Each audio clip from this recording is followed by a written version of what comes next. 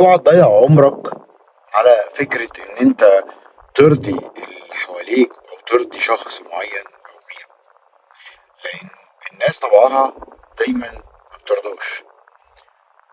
وفكرة ان انا اعيش عشان ارضي بس اللي حواليا او ارضي شخص في الحياة، دي فكرة هتجيب لك احباطات كتيرة قوي في حياتك. اللي تفكر فيه انك ترضيه فعلا هو ربنا سبحانه وتعالى.